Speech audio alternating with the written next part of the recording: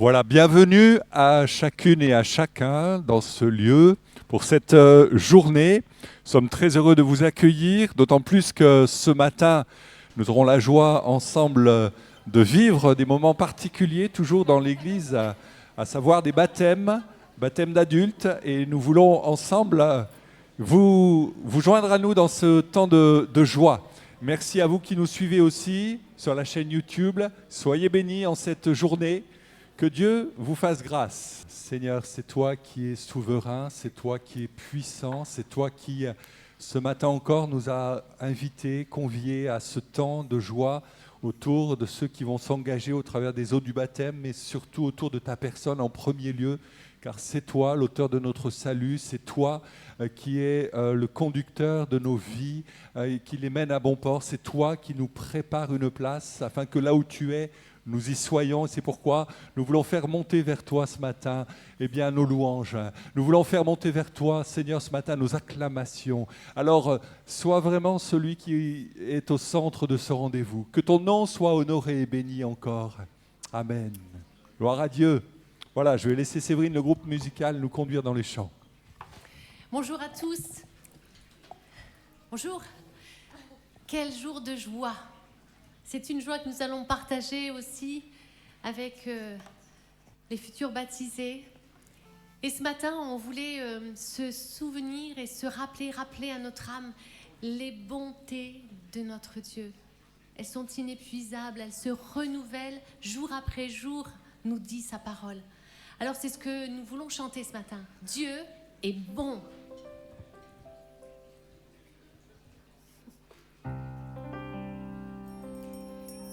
Dieu est bon en tout temps. Il a mis ce chant de louange en moi. Dieu est bon en tout temps. À travers la nuit, sa lumière jaillit. Dieu est bon.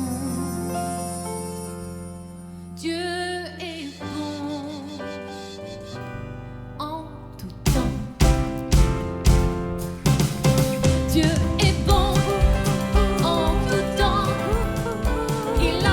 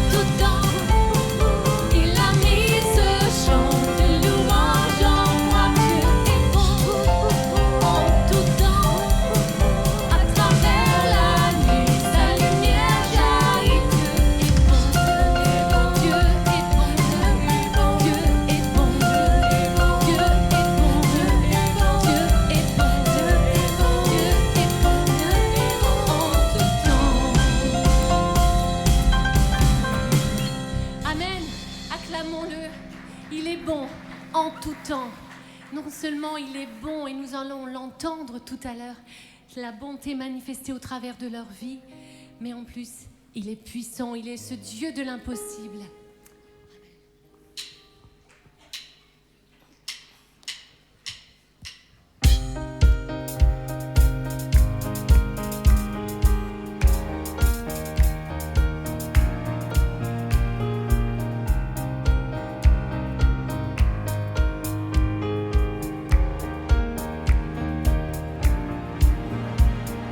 Tu transformas l'eau en vin, touches à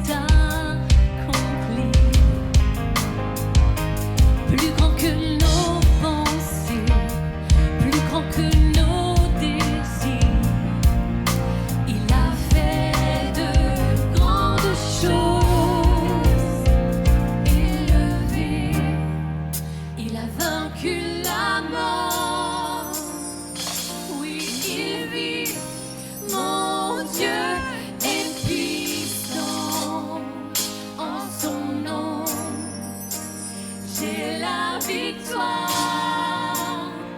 Le Seigneur, mon Dieu, est puissant. Hey!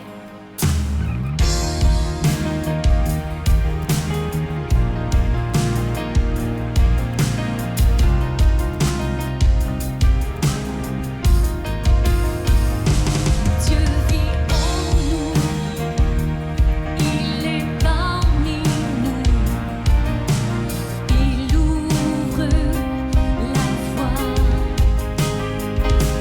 Plus grand que nos attentes, plus grand que nos espoirs, il a fait de grandes choses. Élevé, il a vaincu la mort. Oui, il vit, mon Dieu est puissant. Au nom, j'ai la victoire.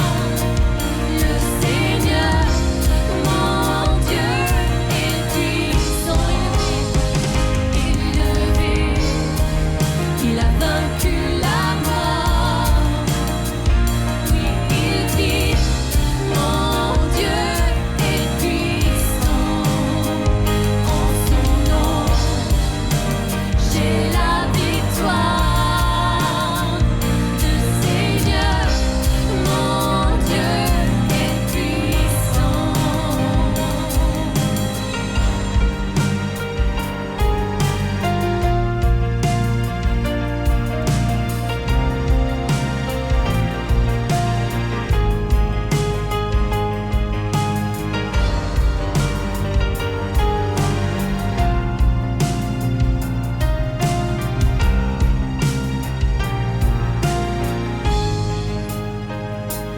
Dieu est ici, sa grâce nous conduit, il ne s'éloigne jamais, il ne s'éloigne jamais.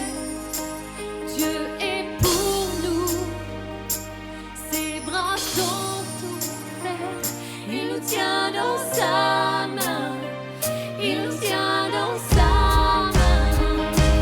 Dieu est ici, sa grâce nous conduit, il ne s'éloigne jamais, il ne s'éloigne jamais. Dieu est pour nous, ses bras sont ouverts, il nous tient dans sa main, il nous tient dans sa main. Il le vit, il a vaincu la mort. Oui, il vit, mon Dieu est puissant. En son nom, j'ai la victoire. Le Seigneur, mon Dieu est puissant. Déclare-le sur ta vie. Élevé, il a vaincu la mort. Oui, il vit, mon Dieu est puissant. En son nom, j'ai la victoire. Le Seigneur, mon Dieu est puissant. Le Seigneur, mon Dieu est puissant. Le Seigneur, mon Dieu est puissant. Amen. Il est puissant. Amen. Moi, j'aurais envie que nous continuions encore. La joie est dans ce lieu. Amen. Amen.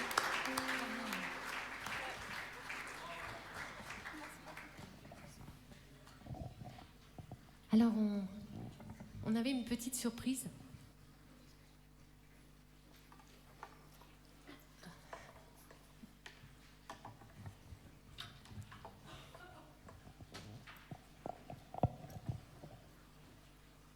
Je vais inviter donc les scouts, tous ceux qui ont pu être présents ce matin, à nous rejoindre sur le devant. Alors pourquoi les scouts, Parce que Eva, qui est ici, était une petite louvette à la chemise bleue. Elle avait 7 ans quand elle avait commencé les scouts. Et maintenant, c'est une jeune fille de 18 ans qui est devenue une vieille louve.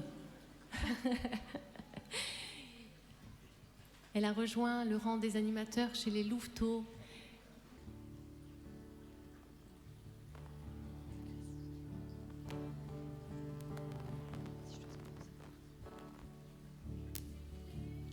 Sont passés avant le jour dans les rues du village accablé, et mon cœur a frémi à leur pas lourd sur les bords de la Red River Valley.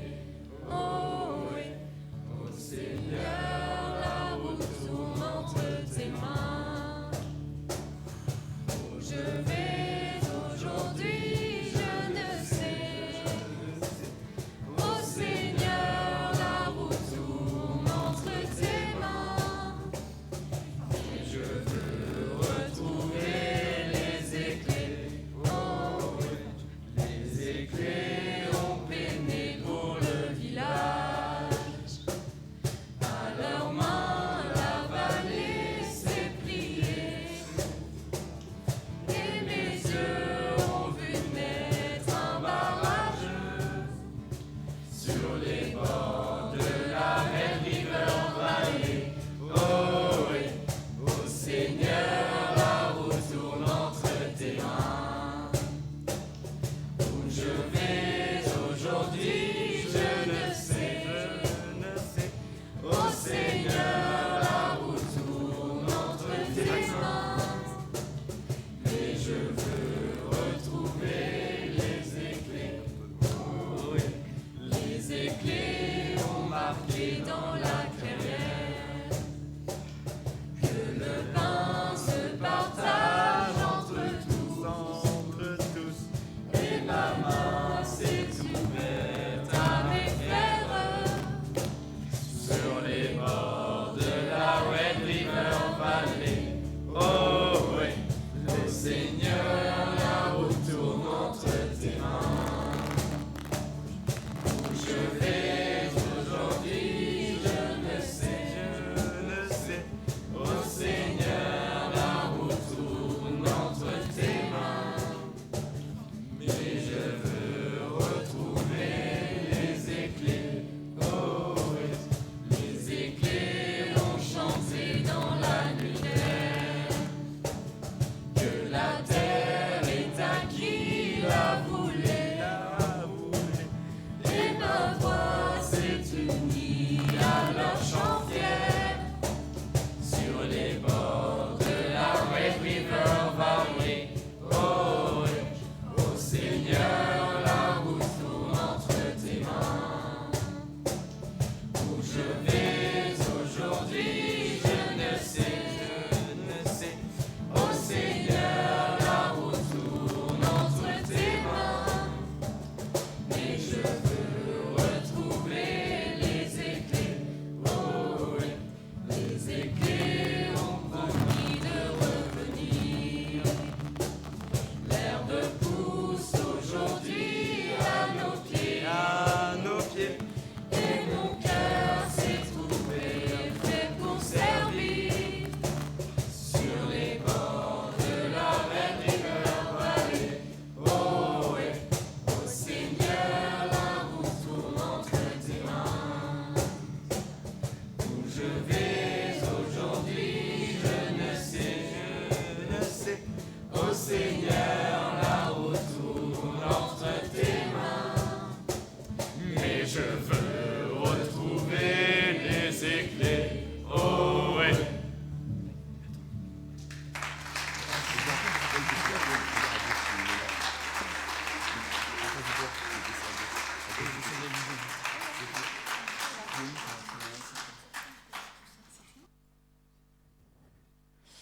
Bienvenue à chacun. Et ce matin, c'est vrai que c'est un jour de joie parce que 4 personnes prennent la décision de dire « Je veux suivre Jésus ». Amen. Quelle grande joie. Et je vais les inviter à me rejoindre et on va prendre un petit temps de témoignage ensemble. Donc Eva, Égérie, Franck, Emmanuel. Voilà, on peut les applaudir. Je vais prendre mes notes.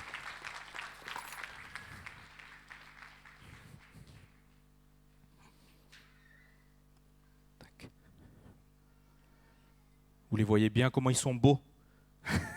On peut les encourager parce que c'est pas facile.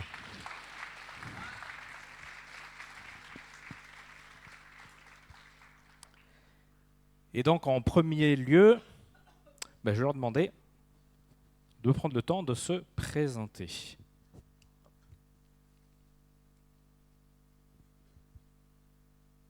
marche. Non. Là, c'est bon. C'est bon, super. Bonjour à tous, moi je m'appelle Tika Djomona Ijeri, j'ai 17 ans et je suis en terminale générale.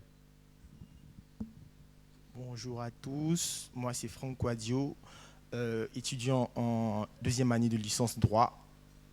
Voilà. Bonjour à tous. Donc moi je m'appelle Eva Touka, j'ai 18 ans et je suis en terminale ST2S, donc sanitaire et social à Valadon.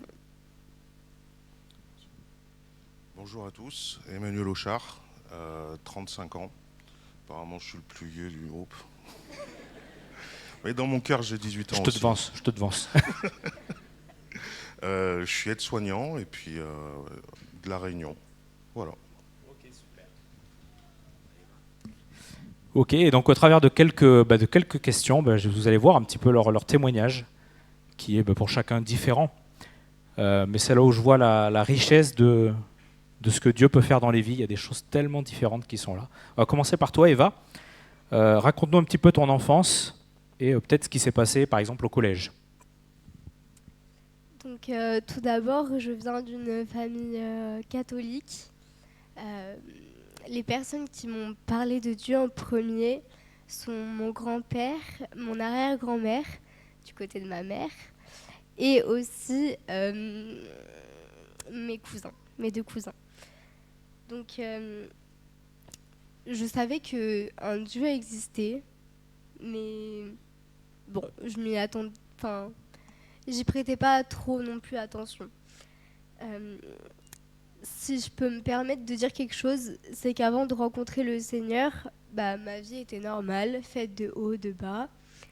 Mais je n'étais pas comblée de bonheur et d'amour comme quelqu'un. Donc il me manquait l'essentiel, c'était Jésus. Ensuite, les années passent, donc l'école primaire, le collège, sans que je fasse attention à Dieu. Donc ces années, elles étaient mouvementées, parce qu'à l'âge de 5 ans, je perds mon arrière-grand-mère. Et plusieurs mois après, j'apprends que ma mère est malade. Je continue à entendre parler de Jésus au collège, car j'étais inscrite au catéchisme. Puis en 4e, des gens méchants m'embêtent et m'insultent. Donc j'ai été harcelée. Plus ces personnes m'insultent, plus je me sens seule, comme une erreur. À force, des pensées sombres m'envahissent. Et le 3 décembre 2019, une envie suicidaire se présente malheureusement à moi. Donc vous voyez, ma vie sans Jésus, elle n'était pas toute rose. Cependant, j'ai trouvé l'amour de Jésus et il m'a beaucoup aidée. Il m'a changée aussi. Voilà. Amen. On va attendre la suite tout à l'heure. Emmanuel, quant à toi, ton enfance se passait relativement bien en soi, mais il y a une série d'événements qui est venue comme changer le cours des choses. Pour commencer, pendant ma plus tendre enfance, j'ai toujours été à l'église. À l'époque, c'était rue Aiguepers. On allait à l'école du dimanche, on faisait les sorties avec les chrétiens tous les week-ends. Et puis, j'ai ma grand-mère qui est décédée, je devais avoir 7-8 ans, je ne sais plus exactement. Et ça tombait à l'époque aussi où j'avais voulu reprendre contact avec mon géniteur. Et il m'a complètement rejeté. Et du coup, ça a fait de moi un jeune homme triste et en colère. Et puis cette colère, petit à petit, m'a amené un petit peu à me rebeller et à prendre un peu disons la mauvaise voie. J'allais toujours à l'église, mais c'était plus pareil. J'entendais la parole, mais elle rentrait peut-être plus de la même manière. Et ma mère essayait quand même, malgré tout, de me garder dans la bonne voie, dans le bon chemin. Mais j'avais envie de découvrir le monde, d'aller voir un peu ce qui se passait ailleurs. Et puis ça m'a amené vers des bagarres, vers des sorties où il y avait des beuveries. C'était une voie où Jésus n'était pas là, quoi. Et puis petit à petit, tout ça, on ne peut pas être le samedi soir en boîte de nuit jusqu'à 3h du matin et puis à l'église le dimanche matin à 10h. Ou sinon, c'est compliqué. Et du coup, petit à petit, ça m'a éloigné de Dieu.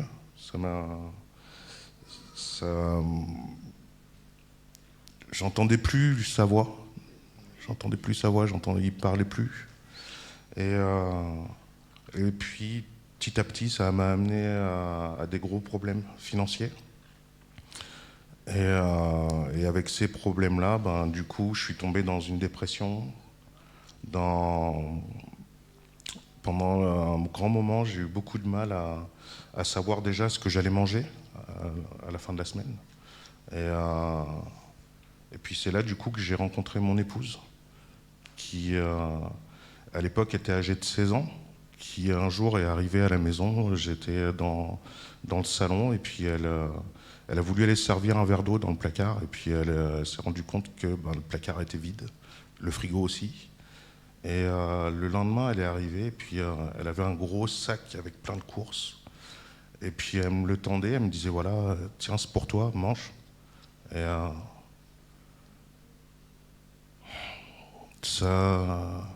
j'ai vu cette fille de 16 ans qui me tendait tout ça, et j'avais des gens autour de moi qui étaient là, mais c'est la seule qui a pu voir cette facette de moi.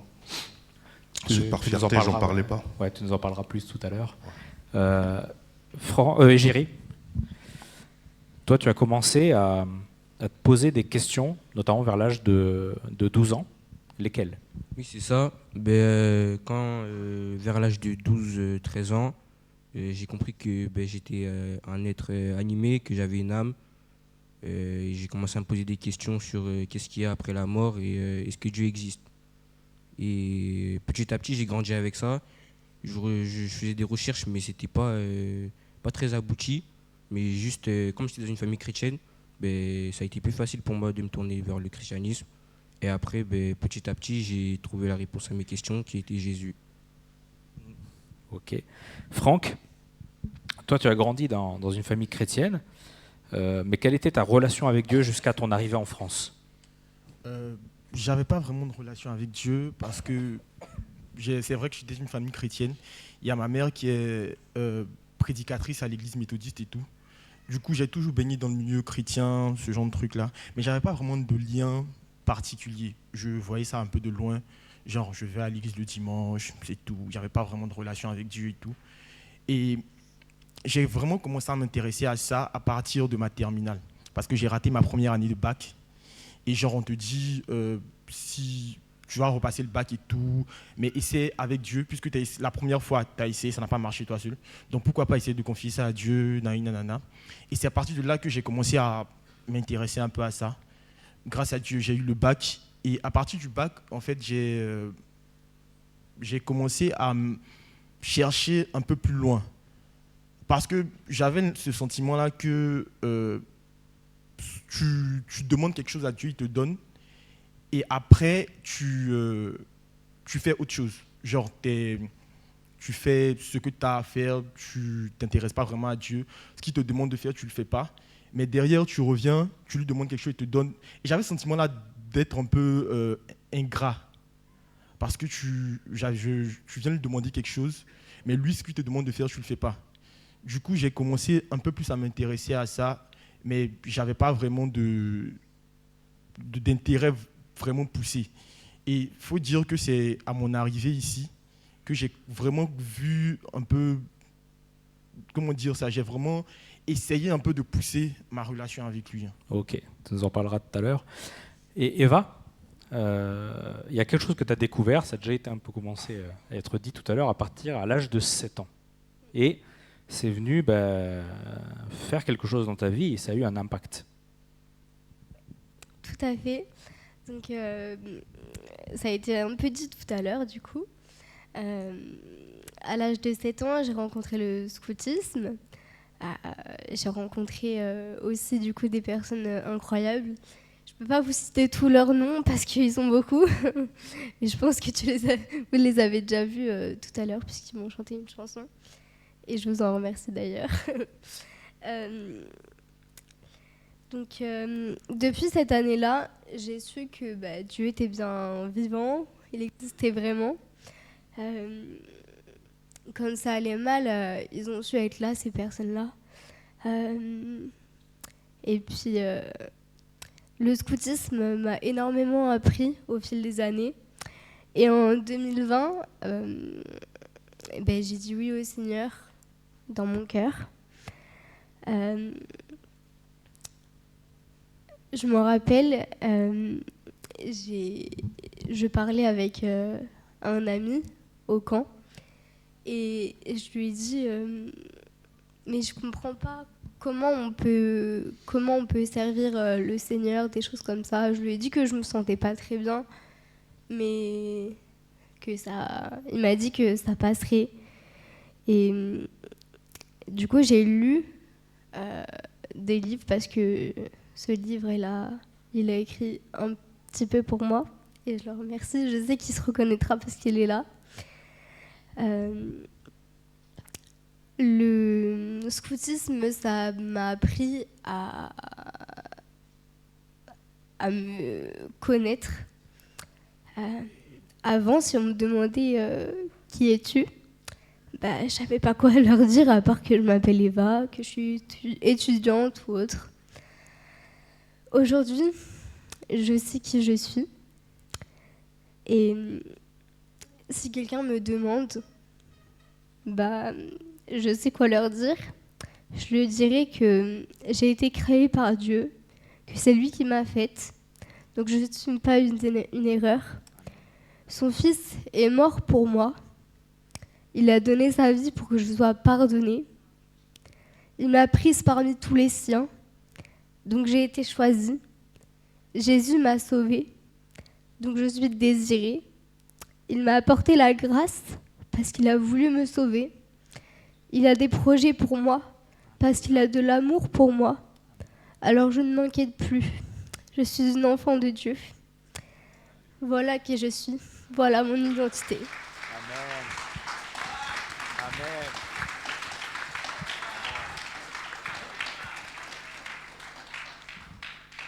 Amen. Voilà comment Dieu change finalement l'identité des fois qu'on peut avoir dans le passé. Dieu donne cette nouvelle identité. Emmanuel, donc tu as commencé à parler de cette personne que tu as rencontrée, qui allait devenir ton épouse. Et qu'est-ce que ça a changé? Tu nous as parlé déjà de ce premier événement. Est-ce que tu peux nous parler davantage de ce qui s'est passé? Pour éviter de m'éloigner du texte, je pense que je vais faire un peu comme Eva, je vais lire un petit peu. Du coup, je m'étais éloigné de l'église et j'ai mis beaucoup de temps à me rendre compte de ce qui se passait. Tout autour de moi, tout s'est écroulé. Je me suis retrouvé dans un engrenage de grosses dettes, une dépression. Et ma fierté m'a empêché d'en parler autour de moi. M'a empêché d'en parler, de demander de l'aide à mes proches, à mes parents. Du coup, pendant une période qui m'a paru interminable, je me suis retrouvé à ne plus savoir ce que j'allais manger, comme je vous l'ai dit tout à l'heure. Et c'est là, au plus bas, que Dieu m'a parlé. J'étais assis sur mon canapé, j'étais las de cette situation dont je ne voyais aucune issue possible. Et avec le recul, je pense que pour la première fois, j'étais à l'écoute de Dieu. Et c'est là qu'il m'a dit « Ne lâche rien, Ne t'abandonne pas, car je suis avec toi, c'est bientôt fini. Je vais te sortir du désert. Et c'est là justement que quelques mois auparavant, Dieu avait mis devant moi une jeune femme. Et c'est là justement qu'elle est arrivée avec ce sac de course. C'est vrai que j'ai mis elle était arrivée avec ce sac de course, mais en fait elle est arrivée avec toute sa famille. Et ils ont toujours été présents pour moi, à leur manière. Et ça m'a demandé aussi un effort, parce que j'ai toujours vécu en me posant pas forcément les questions de ce que veulent les autres. J'allais directement et je prenais, je faisais. Et ça m'a appris à vivre avec les autres, à accepter qu'on n'a pas tous les mêmes envies au même moment, ni les mêmes besoins. Et c'est vrai que du coup, je me suis retrouvé avec des gens formidables autour de moi. Et j'ai demandé à Dieu d'éloigner les personnes qui m'étaient néfastes de ma vie. Et j'ai été surpris parce que beaucoup d'entre eux, je ne m'y attendais pas. Et récemment, j'ai revu une partie d'entre eux à un mariage. On a passé un très bon week-end, au point que je me suis même mis à penser que je pouvais renouer avec certains. Le lendemain, Dieu m'a parlé directement. Il n'y a pas eu de temps mort. Si j'ai éloigné ces gens-là de toi, il y a une raison. J'étais là quand ils ont parlé sur toi, sur les plans qu'ils faisaient contre toi. N'y retourne pas. Et toute la semaine, j'ai eu ce message. Dieu m'a parlé par le biais de prédication, par le biais de personnes qui ne sont même pas chrétiennes. Mais le message était clair, c'était toujours le même. N'y retourne pas. Je crois que c'est... Égérie, donc en 2021, qu'est-ce qui s'est passé et à quoi cela t'a conduit? En 2021, c'était le décès de ma mère. C'était la première fois que la mort elle était aussi proche de moi, on va dire. Enfin, c'était trop... je l'ai trop senti, en fait, c'était trop proche de moi. Et c'est là où j'ai compris que l'importance du salut que Dieu nous offre. Et après, justement, depuis ce jour-là, ou même depuis cette année-là, j'ai pu lâcher le Seigneur. Même si je n'avais pas la foi que j'ai aujourd'hui, c'était petit à petit, un pas après l'autre. Et ça m'a conduit vraiment à comprendre que Dieu existait, que Dieu était souverain sur ma vie et que je devais lui faire confiance. Ok.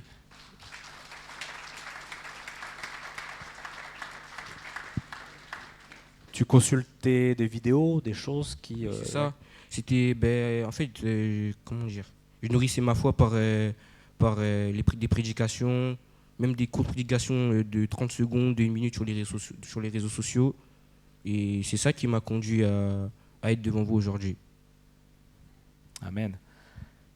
C'est des fois on critique beaucoup les réseaux sociaux. Je pense que c'est un moyen aussi. Des fois des courtes vidéos. Quelque chose de très simple. Un encouragement. Ça peut être quelque chose qui peut faire du bien à quelqu'un. Vous savez, les vidéos, TikTok ou autres, ça défile, et après on peut tomber sur quelque chose où Dieu t'aime. Et ça peut venir changer la vie de quelqu'un. Donc j'encourage vraiment. Et Franck, qu'est-ce qui s'est passé donc, à ton arrivée en France et comment ça a changé justement ta relation avec Dieu? Comme tu disais, ta relation, elle était finalement presque que d'un côté, entre guillemets. Qu'est-ce que ça a changé? Mon arrivée en France a été vraiment difficile parce que quand je suis arrivé, je connaissais personne. Et avant de faire mon témoignage et tout, j'aimerais vraiment rendre grâce à Dieu de m'avoir conduit ici, dans cette église. Quand je suis arrivé, j'étais dans un hôtel à quelque part d'ici. Je suis descendu ici. Et le dimanche qui a suivi, je suis venu. J'ai pris mon téléphone, j'ai tapé sur Google Maps. Google Maps m'a conduit ici. Et vraiment, cette église m'a vraiment béni. J'ai rencontré les bonnes personnes au bon moment qui ont été là pour moi vraiment. Et j'aimerais rendre grâce à Dieu pour leur vie. Comme je disais, mon arrivée en France a été vraiment compliquée. Je suis tombé malade. Pendant l'année 2023 était vraiment difficile. Je suis tombé malade.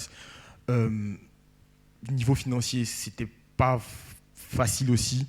J'avais du mal à m'intégrer à l'école, à m'adapter aux cours et tout. Mais avec du recul, quand je regarde l'année écoulée, je me dis, Et c'est la leçon que j'ai appris de tout ça, c'est que avec Dieu, ça ne sera pas forcément facile. Ça ne sera pas forcément facile à tous les niveaux. Souvent, ça sera difficile, très très difficile. Mais ce que j'ai retenu, c'est que même dans la difficulté, il est présent. Même dans la difficulté, il est présent. Il te conduit à chaque moment. Même quand tu te dis qu'il n'est pas là, tu te dis que tu es seul et tout, il est toujours là. Et c'est ce que j'ai retenu de ça. Après ce qui s'est passé, je me suis dit, mais vu que lui, il est là pour moi, pourquoi pas ne pas m'engager pour lui aussi? Vu qu'il attend, c'est vrai qu'il est là, on dit l'amour de Dieu est inconditionnel et tout, mais il attend quelque chose de nous aussi. Il attend que nous fassions un pas de foi, que nous nous engagions. Et c'est vraiment ça qui a changé ma relation avec lui. À partir de tous ces événements qui me sont arrivés là, j'ai vraiment pris conscience du fait que je devais m'engager et que je devais aussi faire un pas vers lui de la même manière qu'il faisait un pas vers moi. Amen.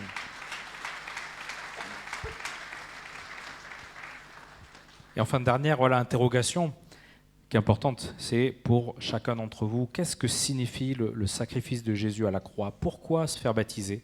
Et peut-être aussi un dernier mot. Pour moi, le sacrifice de la croix, cela signifie que je suis sauvé d'abord. Je suis sauvé parce que j'ai lu dernièrement un livre qui disait que quand on est tous pécheurs. À partir d'Adam, on est tous pécheurs. Mais quand on accepte Jésus dans notre vie, cette nature pécheresse-là s'en va. Amen. Déjà, nous ne sommes plus pécheurs, ce qui nous rapproche de Dieu, puisque c'était un obstacle avec nos relations avec Dieu. Et qu'il nous rend forts pour résister au péché. Le péché, ça détruit notre vie. C'est, comme le dit la Bible, le salaire du péché, c'est la mort. Donc, à partir de là, tu peux comprendre que le sacrifice de Jésus te donne la vie, puisqu'il enlève la mort en toi. Et comme je l'ai dit, j'ai décidé de me faire baptiser pour faire ce pas de foi-là, pour dire à partir de maintenant, je décide de me rendre disponible, d'essayer, pas de mes propres forces, mais avec son aide, de faire son œuvre. Voilà.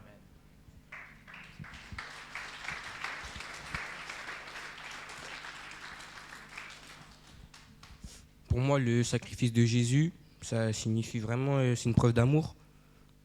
Pourquoi? Parce que ça a permis justement qu'on puisse se réconcilier avec Dieu.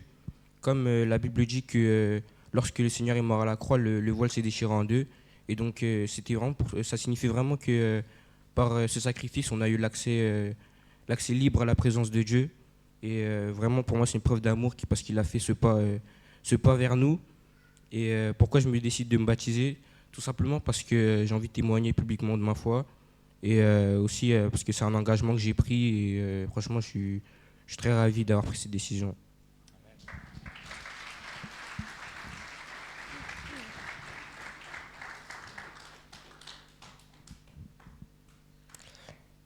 Pourquoi j'ai décidé de vivre pour Christ? Tout d'abord, parce qu'il est mort sur la croix pour nos péchés, par amour pour nous. Je choisis de vivre pour lui, car il a choisi de mourir pour moi. Je me suis rendu compte que la croix avait une signification énorme. La croix, c'est où le sang du Seigneur a coulé pour me laver de tout péché. C'est ici que tout a été accompli, où la vérité a éclaté. Je ne veux pas oublier le prix qu'il a payé pour moi. Le prix de la mort, il est tombé sur lui au lieu de tomber sur moi. Je choisis de vivre pour le Christ car c'est mon Père. Je suis sa fille, je lui appartiens. Maintenant, je sais qui je suis. Je suis aimée, sauvée, pardonnée, fille de Dieu. Je suis lavée. Comme un agneau, qu'on amène à l'abattoir, Jésus-Christ n'a pas dit non à la croix, car il l'a fait pour nous, parce qu'il nous aime d'un amour que même moi je ne saurais pas décrire. Si je me tiens aujourd'hui devant vous, c'est parce que Dieu nous laisse le choix. Choisir la vie ou bien choisir la mort. Certains choisiront la mort, mais moi, je décide de commencer ma vie avec le Christ et de choisir la vie éternelle.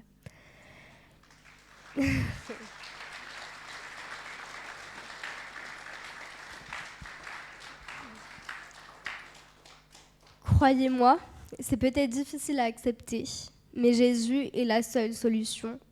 Il est la seule vérité, le seul chemin qui va auprès du Père, la seule vie. Si vous manquez d'amour, ne cherchez pas à être comblé par le monde, par tout ce que vous voulez, par des addictions ou je ne sais quoi. La seule solution, le seul amour qui vous comblera, c'est Jésus. Il est tout pour moi, et si je dois mourir persécutée pour être pour lui et vivre à ses côtés éternellement, alors j'accepterai de souffrir, car lui, il a souffert pour me donner la vie. Amen.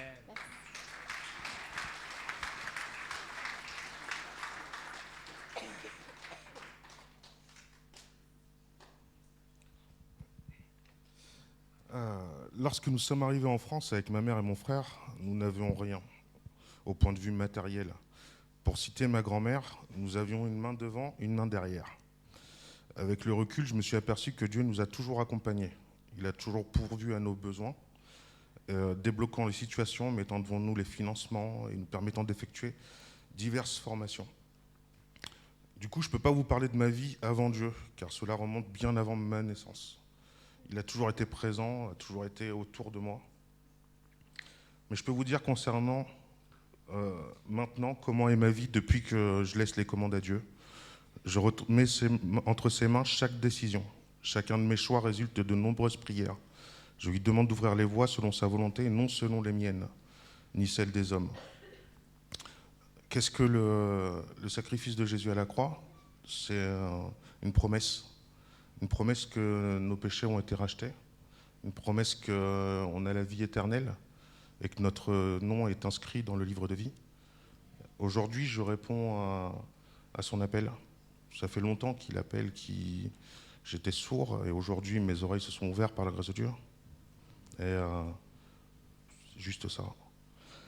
Après, je vais juste prendre le temps de remercier ma mère, qui est une femme formidable et que j'admire, et remercier Dieu pour tout ce qu'il m'a donné. Amen. Amen. Amen, amen.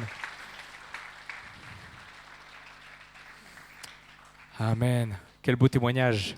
Quel beau témoignage. On peut encore les encourager parce que c'est vraiment très bon. Vraiment. Super. Et on va commencer. Je vais laisser les gars revenir s'asseoir. On va commencer par Eva pour le baptême.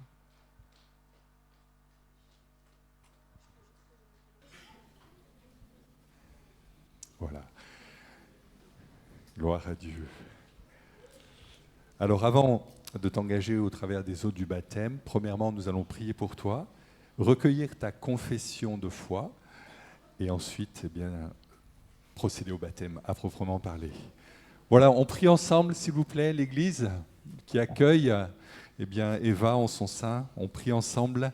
Seigneur, nous sommes heureux de pouvoir dire que Eva est née de nouveau, née d'en haut, et aujourd'hui intégrée à l'Église universelle, à l'Église locale ici également. Et Seigneur, nous prions pour que nous soyons auprès d'elle des tuteurs qui vont l'aider à affermir sa foi, à tenir bon dans les jours difficiles, à être auprès d'elle comme toi tu es présent en elle et avec elle. Nous te bénissons pour qui elle est, pour son témoignage, pour son service, et que ton nom soit glorifié tout au long de sa vie. Amen. Amen. Gloire à Dieu. Alors pour la tourelle, c'est raté. Essayez de venir là, plutôt les jeunes là. C'est pas grave, allez-y. Pour dégager au moins, voilà. Eva, crois-tu que le Seigneur est celui qui est ton berger, ton bon berger, qu'il t'accompagne tous les jours de ta vie? Oui, je crois. Crois-tu qu'il t'a préparé une place afin que là où il est, tu seras un jour avec lui également? Oui, je crois. Et bien sûr, ta confession de foi, je te baptise au nom du Père, du Fils et du Saint-Esprit.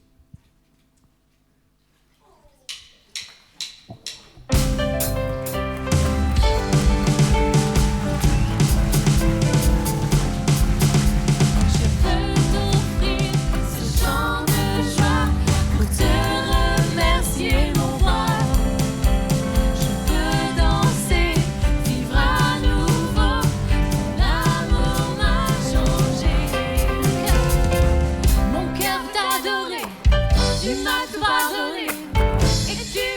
transformer mes tristesses en joie. Je pousse un cri de joie vers l'Éternel mon roi. Je sais que son amour ne s'arrêtera jamais. Je veux chanter ce chant de joie pour te remercier mon roi. Je veux danser, vivre à nouveau. Ton amour m'a changé. Mon cœur veut t'adorer.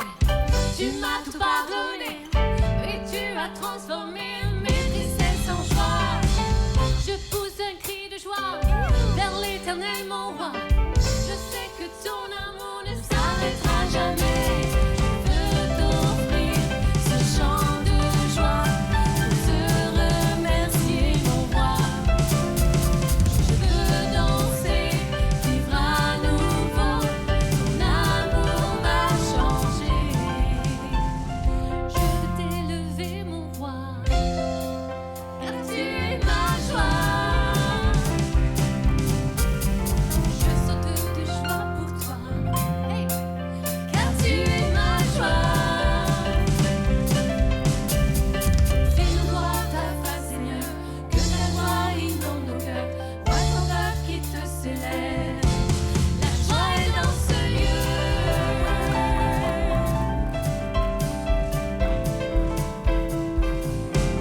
La joie est dans ce lieu.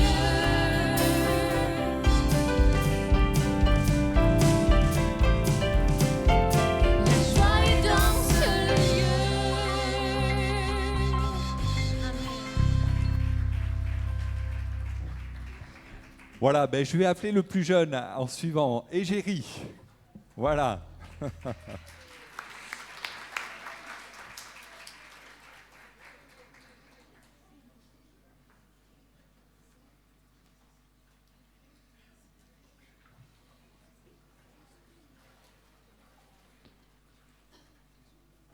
Voilà, alors il n'est pas tout seul. Oui, c'est un peu frais, hein. Égérie, il n'est pas tout seul ici à Limoges. Il est surveillé par tonton Jean-Alphonse et Tati Adja. Voilà, et on est très content que tu sois là, Égérie, vraiment.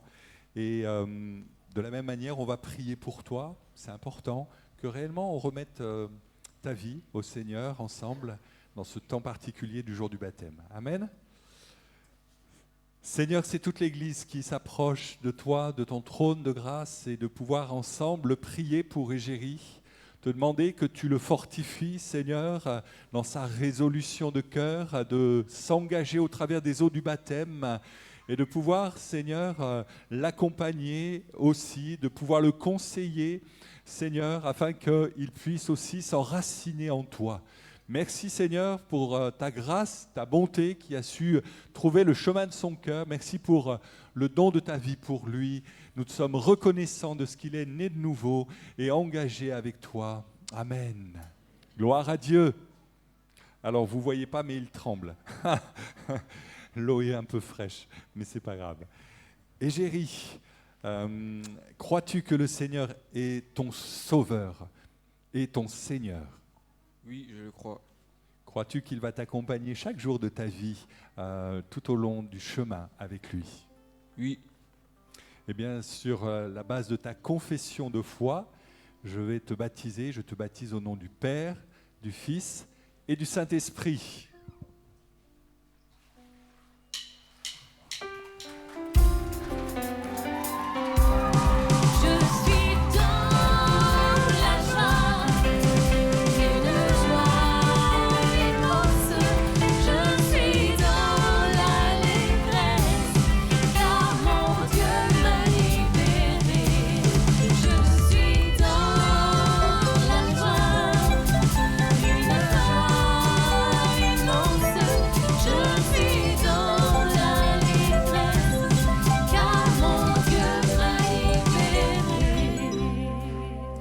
Franck, allez, à ton tour.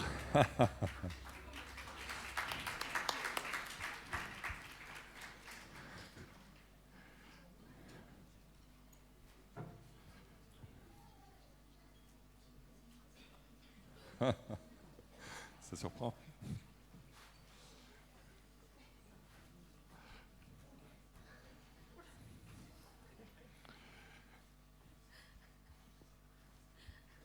Voilà, Franck. On va aussi ensemble prier pour toi, toi qui es jeune, qui connais aussi d'autres jeunes dans l'Église. On est content de pouvoir ensemble t'accueillir dans la communion fraternelle. On prie ensemble, bien-aimés. Seigneur, on te rend grâce pour Franck. Merci parce que tu as su aussi agir et parler à son cœur. Tu as, comme il l'a dit lui-même, su manifester ta miséricorde à son égard. Et nous te rendons grâce pour cette Église qu'il a accueillie et qui aujourd'hui l'accueille de plein pied dans la réalité de la communion fraternelle. Merci pour ce jeune frère. Tu vas continuer à œuvrer au travers de lui, à parler à son cœur, à lui donner de pouvoir te servir. Et Seigneur, nous te rendons grâce parce que tu l'accompagnes. Tu l'as accompagné pendant cette année 2023 d'épreuves comme tu es aujourd'hui avec lui dans ce temps du baptême. Que ton nom soit glorifié ainsi, Seigneur. Amen. Gloire à Dieu. Franck, crois-tu que le Seigneur est celui qui marche à tes côtés, qui te parle au travers de sa parole, au travers des prédications que tu entends, qu'il est avec toi pour marcher avec toi? Oui, je crois. Crois-tu qu'il t'a préparé une place, qu'en donnant sa vie à la croix, il t'a purifié de tout péché? Oui, je crois. Eh bien, sur la base de ta confession de foi, je te baptise au nom du Père, du Fils et du Saint-Esprit.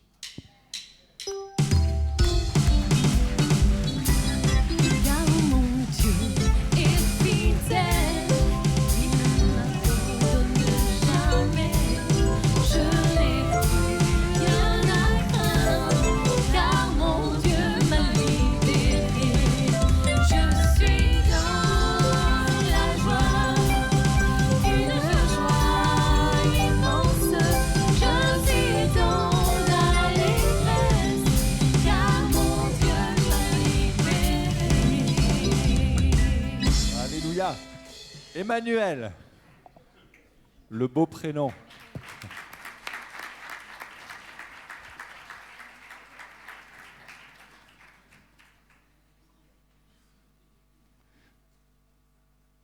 Alors c'est vrai que la température de l'eau pour des Africains et des Réunionnais, voilà. Les lunettes. Voilà, alors la première fois que j'ai vu arriver Emmanuel, je me suis dit, qui est-il? Que veut-il? Et puis, on a parlé ensemble, on a échangé, on s'est rencontrés et j'ai rencontré un jeune homme vraiment entier, désireux d'avancer, de progresser dans les voies du Seigneur. Et aujourd'hui, ça se concrétise par l'engagement par les eaux du baptême. Amen. Et on est très heureux de t'accueillir, on va prier, l'Église va prier pour toi.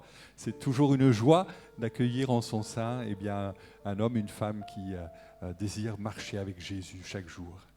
Seigneur, on te rend grâce pour Emmanuel, merci pour qui il est, merci pour le cheminement spirituel qui a été le sien. Tu connais sa vie et merci encore parce que tu n'en as pas fini avec lui. Tu vas continuer ton œuvre, tu vas continuer d'émonder, tu vas continuer de faire croître et de permettre à Emmanuel de porter un fruit qui te soit agréable. Merci de l'accueillir aussi dans la communion fraternelle. On est heureux, Seigneur, de cela. Et on veut être aussi garant de ses progrès spirituels. Que ton nom soit béni dans sa vie. Amen. Amen. Emmanuel, crois-tu que le Seigneur est ton sauveur? Oui, je crois.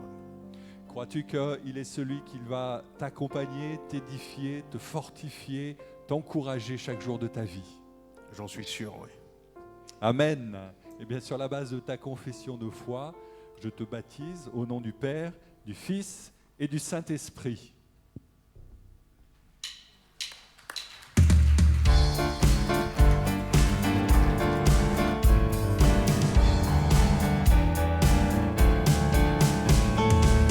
Grandes et merveilleuses sont toutes tes œuvres, ô Seigneur notre Dieu tout-puissant.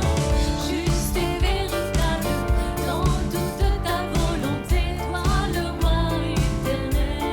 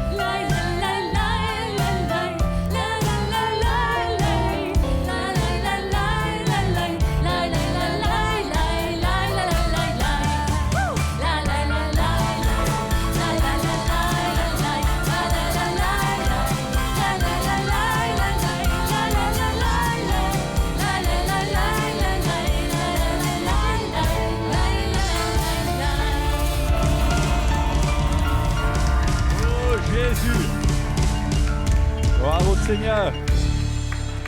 Amen. Gloire à Dieu. Je vous invite à reprendre vos places. Et nous allons maintenant partager ensemble le repas du Seigneur. Et j'aimerais rappeler ces deux paroles de l'apôtre Paul, une qui concerne le baptême.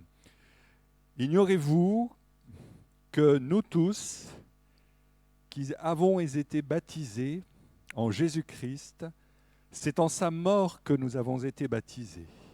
Nous avons donc été ensevelis avec lui par le baptême en sa mort, afin que comme Christ est ressuscité des morts par la gloire du Père, de même, nous aussi, nous marchions en nouveauté de vie.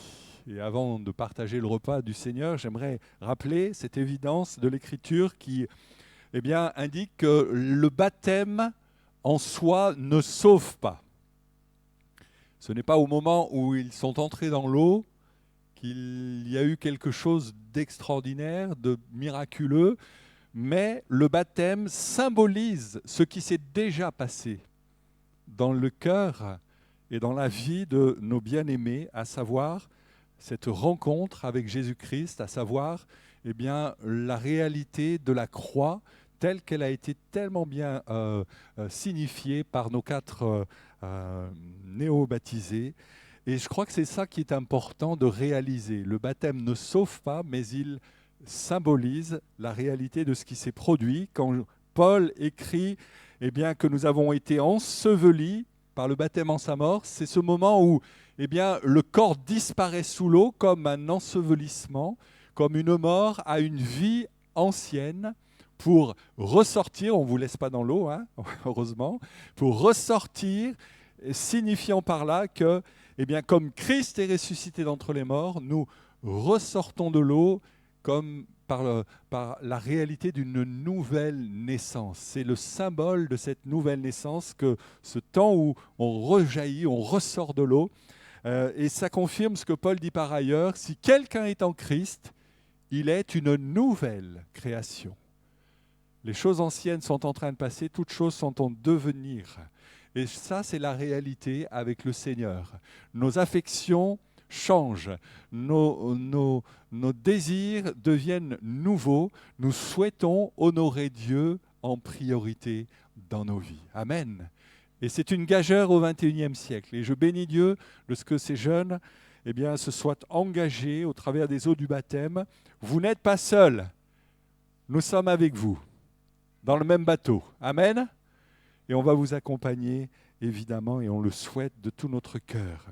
Voilà ce qu'est le baptême, en quelques mots.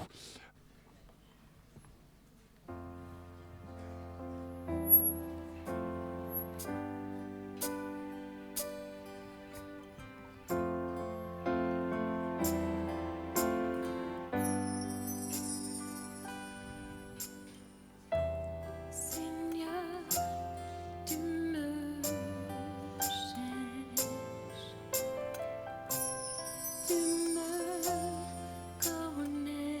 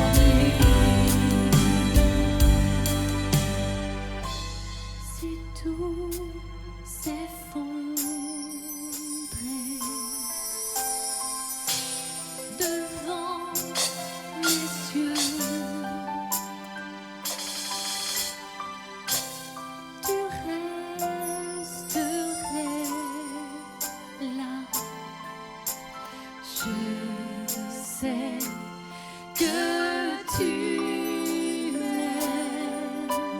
Je sais que tu m'aimes. À la croix je me prosterne, où ton sang coula pour moi. Aucun amour n'est plus grand, aucun amour n'est plus grand. Tu as gagné sur la mort, la gloire remplit les lieux très hauts. Rien ne peut nous séparer.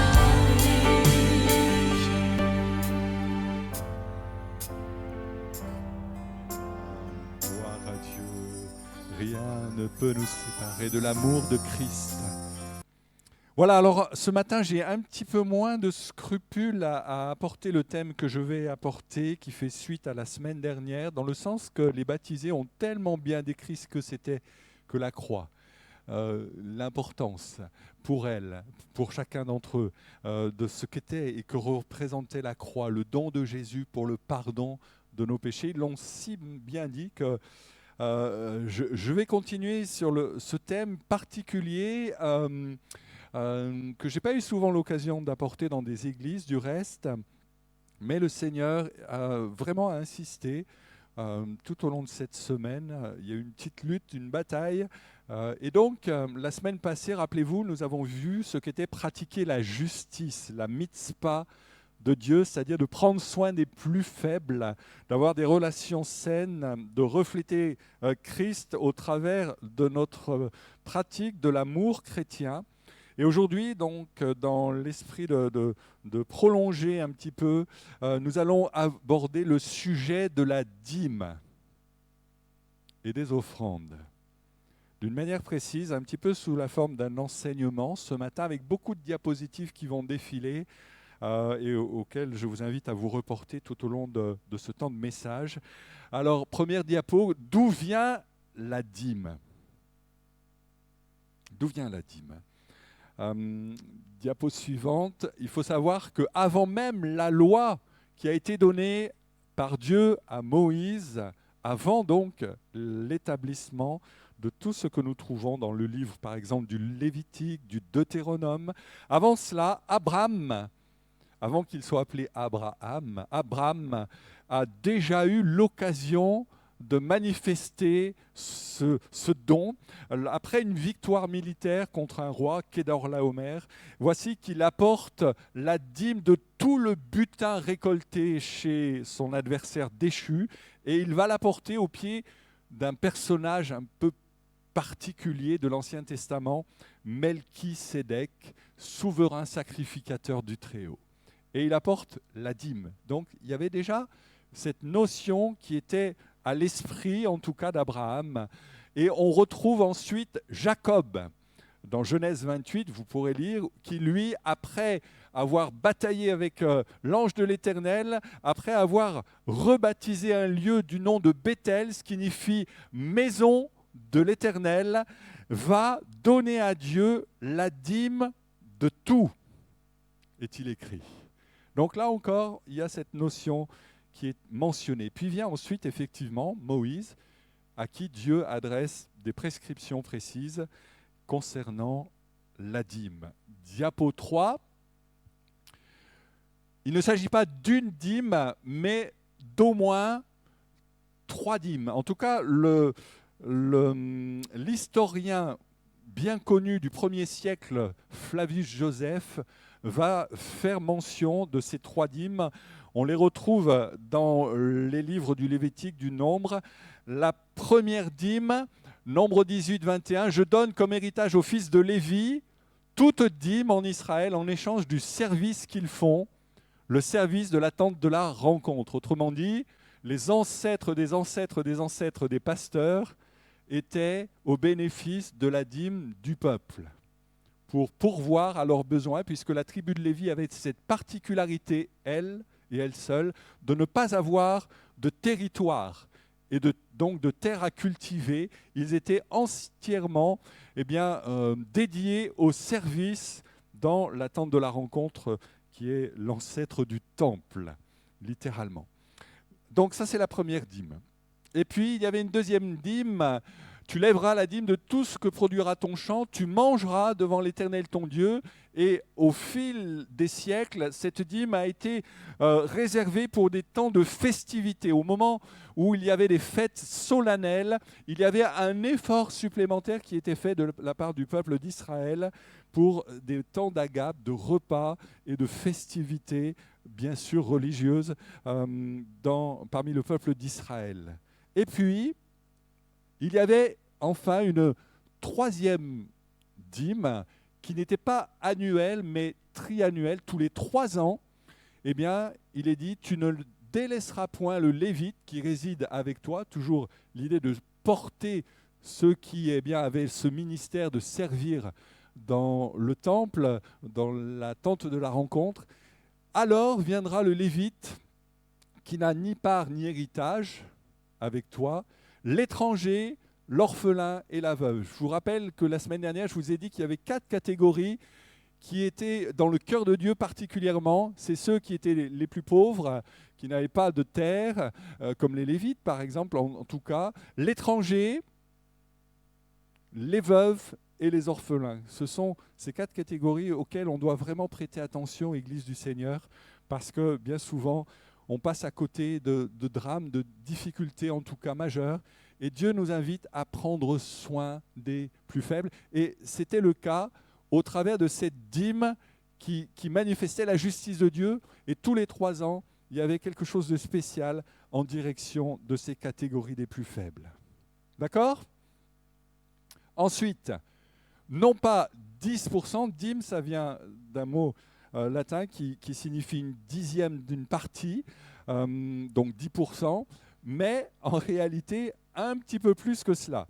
20, 25, 30%. Quand on additionne l'ensemble des dîmes d'une part et de tous les autres apports liés au culte, à la vie religieuse, si je puis dire, on apportait aussi les premiers-nés de tout le bétail, on apportait des bêtes qui étaient destinées à des holocaustes, à des sacrifices d'expiation, de réparation, d'autres sortes de sacrifices. Il y avait aussi des offrandes à l'occasion de vœux qu'on pouvait prononcer à l'intention de l'Éternel. Et à ce moment-là, il y avait aussi quelque chose qui était apporté, si bien que quand on comptabilise, et d'autres l'ont fait avant moi, plus dans le sens de travail d'économiste, c'est 25 à 30% des revenus par famille qui étaient apportés. C'est beaucoup, hein ? C'est beaucoup. Mais c'était la réalité à ce niveau-là. L'intention de Dieu, le projet divin, c'était réellement qu'il n'y ait plus de pauvres au milieu d'Israël. C'était que réellement, au maximum, nous puissions faire en sorte d'éradiquer la pauvreté. Dans Deutéronome 15, je vous lis ce passage, « Tous les 7 ans, tu feras relâche. Et voici comment s'observera le temps de relâche. Quand on aura publié le relâche en l'honneur de l'Éternel, tout créancier qui aura fait un prêt à son prochain sera relâché de son droit. On ne pressera pas son prochain et son frère pour le paiement de sa dette. Tu pourras presser l'étranger, mais tu ne relâcheras pas de ton droit pour ce qui t'appartient chez ton frère. Il y aura ainsi point d'indigent chez toi, car l'Éternel te bénira dans le pays que l'Éternel te donne. » Autrement dit, l'intention de Dieu, c'était réellement qu'il n'y ait pas de personnes qui soient en souffrance, en difficulté, et tous les 7 ans, les prêts étaient remis à 0, le compteur était remis à 0 pour tout le monde. Et je me dis que avec cette prescription, mais d'autres qu'on trouve dans l'Ancien Testament, si réellement nous souhaitions, en tout cas faire baisser au maximum le seuil de pauvreté, il faudrait appliquer non pas le programme des politiciens, mais le programme anti-pauvreté de Dieu. Parce qu'il est juste, parce qu'il est bon et parce qu'il est le seul valable. Savez-vous qu'aujourd'hui en France, 15% des personnes vivent sous le seuil de pauvreté, soit environ 9 à 10 millions de personnes. Savez-vous, et c'est une enquête qui date de la fin 2023, début 2024, que 56% des étudiants ont avoué dans une enquête ne pas manger à leur faim. 1 sur 2. Et ça, c'est aujourd'hui. C'est dans notre pays. Et Dieu nous invite à ouvrir nos yeux à leur égard et de pouvoir manifester quelque chose. Et je bénis Dieu de ce que, au travers de Pain de Vie, ici, dans cette église, nous pouvons aider certains étudiants d'une manière très discrète, d'une manière confidentielle, mais qui ont besoin parce que voilà, c'est compliqué, parce que la bourse n'est pas arrivée, ou etc. Attends, c'est pas maintenant. De quoi? Je sais pas comment. Donc, voilà ce qui est important. Alors aujourd'hui, existe-t-il une dîme chrétienne? Est-ce qu'il existe une dîme chrétienne? Alors, dans le Nouveau Testament, on ne peut pas dire, à proprement parler, qu'il est question de la dîme. Il n'y a pas de verset dans le Nouveau Testament qui dise de façon très claire qu'on doit verser la dîme comme sous l'Ancienne Alliance. Mais ça ne veut pas dire, cependant, que nous ne devons pas participer à la bénédiction de pouvoir apporter une partie de nos revenus pour le soutien de l'œuvre de Dieu. Paul parle de la manifestation de la générosité et on va le voir dans quelques instants. Alors ça, ce sont les apôtres. Mais Jésus, en a-t-il parlé, lui? Eh bien oui.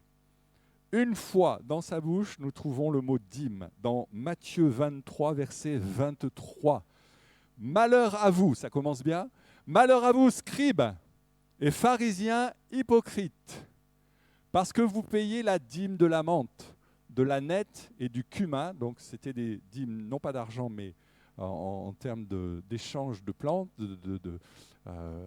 voilà, comment ça s'appelle là, quand on met, mesdames, des épices, merci, voilà, et que vous laissez ce qui est le plus important dans la loi, la justice, la miséricorde et la fidélité.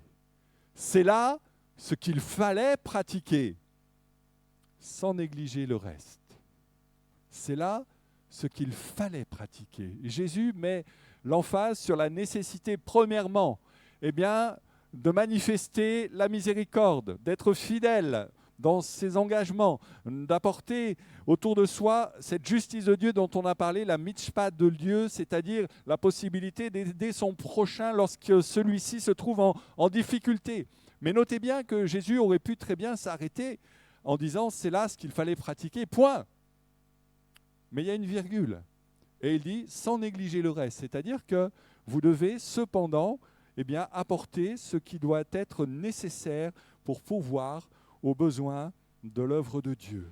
Autrement dit, au-dessus de l'invitation à participer à l'effort financier et le soutien de son Église, l'important c'est qu'est-ce qui se passe dans mon cœur. À travers ces paroles, c'est qu'est-ce qui se passe au fond, à l'intérieur. Quelle est mon ouverture de cœur? Quels gestes concrets vont se manifester lorsqu'il est question d'apporter la dîme? Et ça, c'est important, c'est essentiel. Rappelez-vous ce que Jésus dira dans Matthieu chapitre 5, versets 23 et 24. « Si donc tu présentes ton offrande à l'autel, et que là, tu te souviennes que ton frère a quelque chose contre toi, laisse là ton offrande devant l'autel.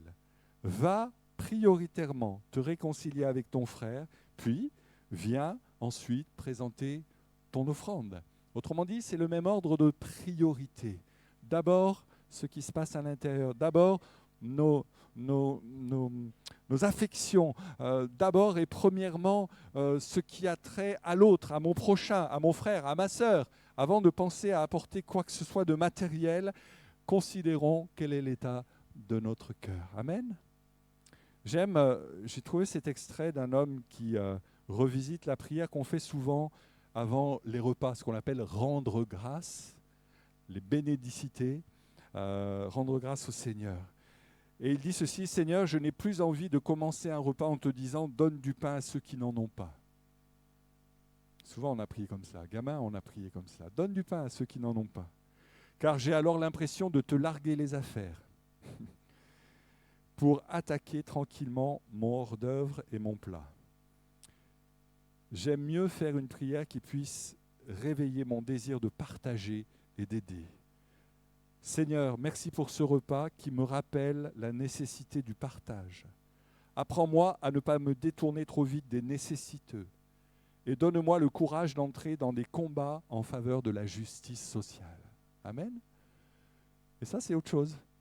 C'est plus simplement donne du pain, Seigneur, débrouille-toi. Mais Seigneur, comment je peux m'impliquer? Comment je peux participer? Et je bénis Dieu pour ceux qui travaillent et qui œuvrent, notamment les vendredis soirs, en travaillant dans ces maraudes dans la ville de Limoges. C'est une occasion de pouvoir participer activement. Et si vous avez besoin, eh bien, à un moment donné, de dire ben oui, moi aussi je veux aider, je veux soutenir. Vous pourrez voir Christophe Baffer, le responsable, et participer. Et on est content d'être associé à l'association Les Autres qui œuvre dans ce sens. On peut participer à Pain de Vie, comme je l'ai dit. C'est concret, c'est apporter des paniers repas, c'est préparer des choses comme cela. On peut participer de mille et une manières. Que Dieu fasse que dans nos cœurs, il y ait quelque chose qui réponde. Qu'on ne soit jamais dans l'indifférence. L'indifférence, c'est ce qui tue, c'est ce qui éloigne, c'est ce qui refroidit, c'est ce qui rend les hommes distants entre eux. Que Dieu nous fasse la grâce d'avoir cette perspicacité de dire Seigneur, aide-moi dans cette nécessité d'apporter autour de moi quelque chose qui vienne d'en haut, qui vienne de toi, de cet amour, de cette chaleur, de cette justice. Amen. Et puis, diapo suivante, n'oublions pas, concernant notre dîme, que 100% de ce que nous avons est le fruit de sa grâce. Oui? Alors peut-être vous allez me dire, mais oui, mais ce n'est pas Dieu qui se lève le matin pour aller au boulot. Oui, mais c'est Dieu qui te donne le souffle de vie pour que tu te lèves le matin, pour que tu ailles au travail. C'est pas Dieu qui a passé des années sur les bancs de la faculté ou du lieu d'études. Oui, mais c'est Dieu qui t'a donné la sagesse et la capacité à entreprendre. Et si nous sommes en santé pour travailler, nous le devons à Dieu, en qui nous avons la vie, le mouvement et l'être. Amen. Et si nous sommes capables aussi de parfois supporter quelques contraintes professionnelles, c'est aussi une grâce de Dieu. Amen. Alors, qui voudrait ce matin me donner un billet de 50 €? Oui? Allez, vas-y, apporte. Apporte-le-moi. Oui? Alors, attention, hein. Qui ce matin, écoutez bien, voudrait me donner? J'ai bien dit donner. J'ai pas dit prêter. J'ai dit donner, tu vas pas le revoir. Ok? Ok? C'est ça? Tu me le donnes? Tu me le donnes. Tu le revois pas, hein? Alors déjà, c'est miraculeux parce que je ne pensais pas que ça viendrait d'un Marseillais. Bravo. Bon, merci.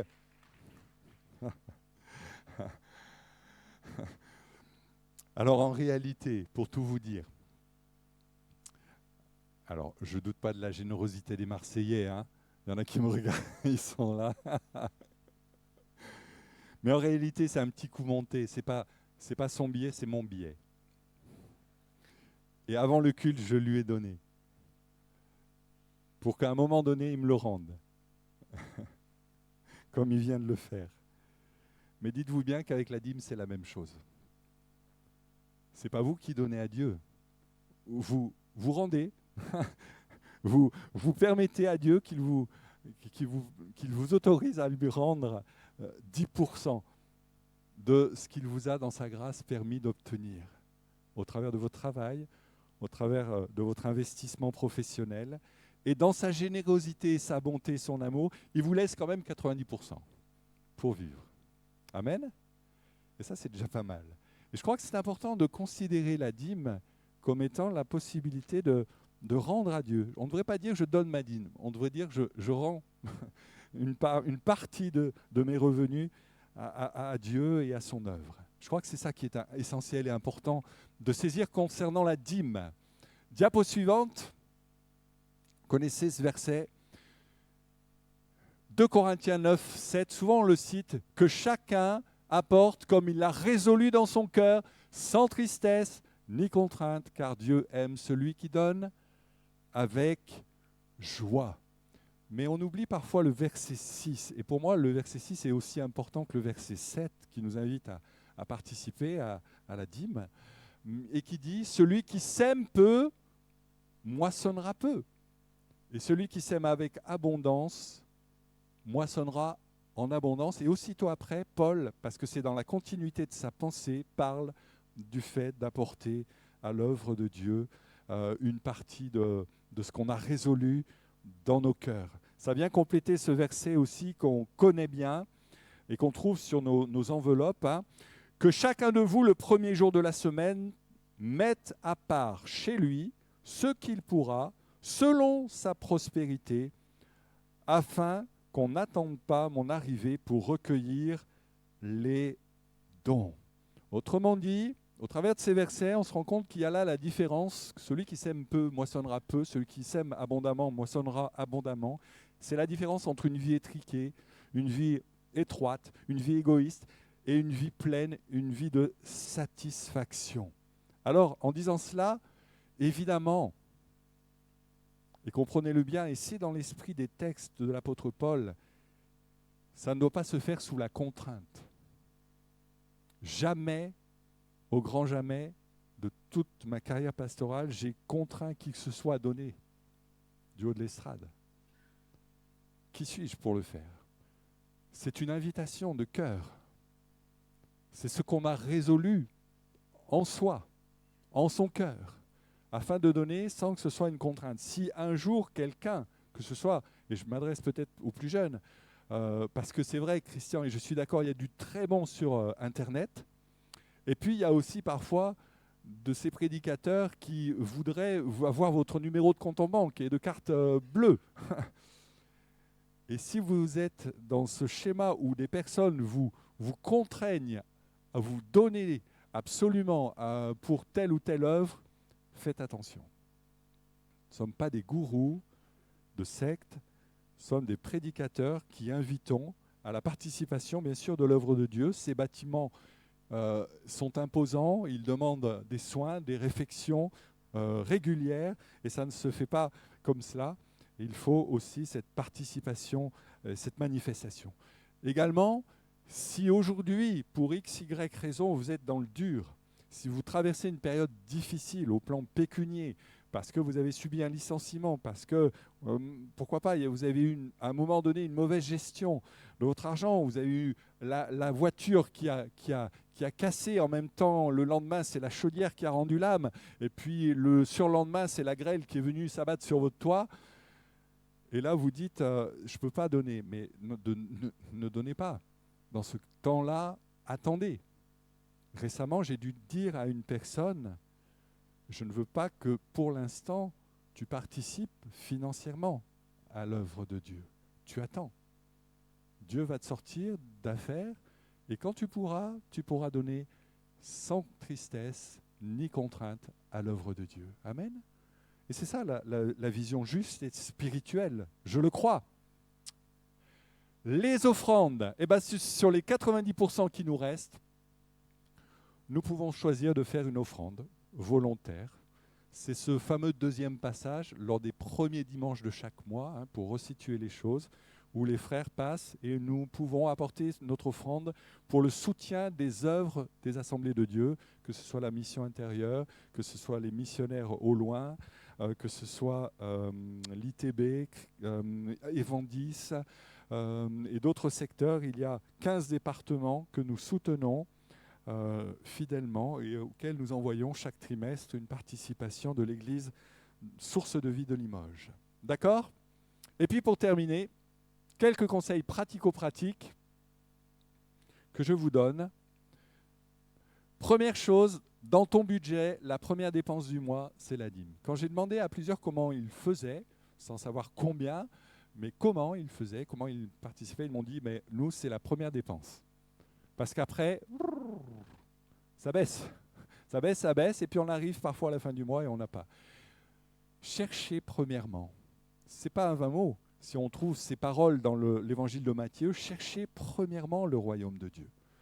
Et je crois que c'est important de mettre l'emphase et de s'obliger à dire, ben voilà, la première dépense, c'est pour le Seigneur, et puis le reste, eh bien, ça viendra et on fera au fur et à mesure, en calculant bien sûr au niveau de toutes les autres dépenses ce que vous pouvez donner à l'œuvre de Dieu, évidemment. Dans ce cadre-là, aussi, j'ose affirmer, parce que certaines familles sont en difficulté, mais d'autres, 10%, ils pourraient donner plus aussi. Oui, il y a des familles qui ont un tel niveau de revenu qui pourraient donner plus. Et puis même dans sa pensée, dans notre mentalité, c'est toujours bon de se dire qu'est-ce que je pourrais faire de plus plutôt que de moins à l'œuvre de Dieu. Vous êtes d'accord? Vous comprenez ce que je veux dire par là? Qu'est-ce que je peux donner davantage? Être toujours dans l'optique de pouvoir mieux soutenir, de pouvoir viser l'excellence. Et dans ce cas-là, prenez les 10% plutôt comme un minimum et non pas le maximum à offrir à Dieu. Après, si vous ne pouvez pas même donner 10%, donnez 5%. Si vous ne pouvez pas donner 5%, donnez 2%.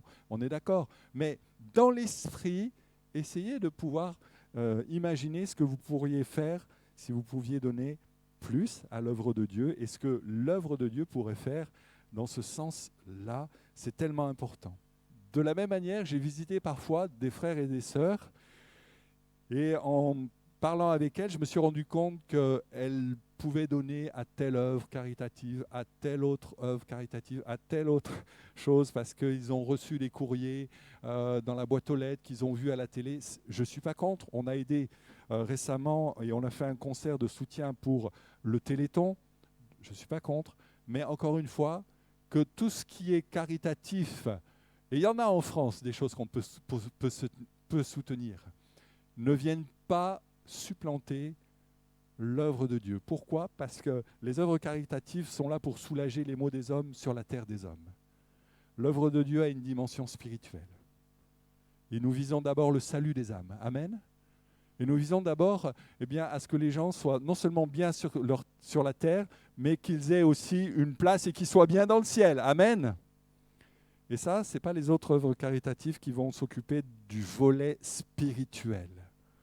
Il n'y a que l'Église de Jésus-Christ qui s'en occupe. Amen. Donc à privilégier, je le crois.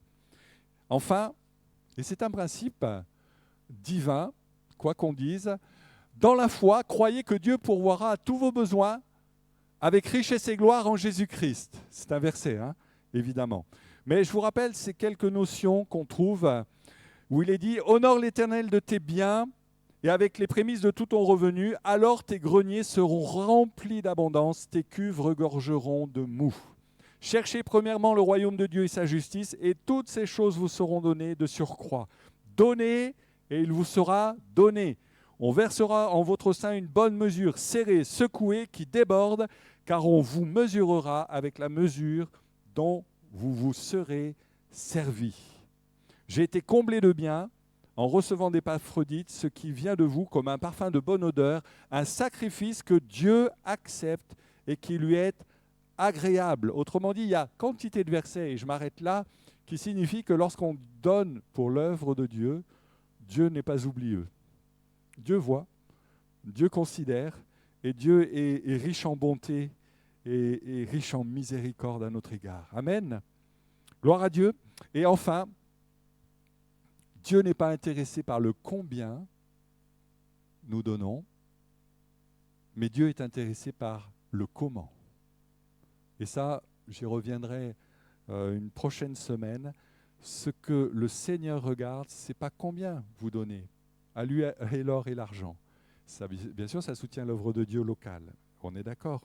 Mais Dieu regarde au cœur et la manière dont vous le faites. Parce que si vous donnez votre dîme en rechignant, ou pire, si vous faites la grève de votre dîme pour X, Y raison, Dieu voit au cœur. Dieu regarde au cœur.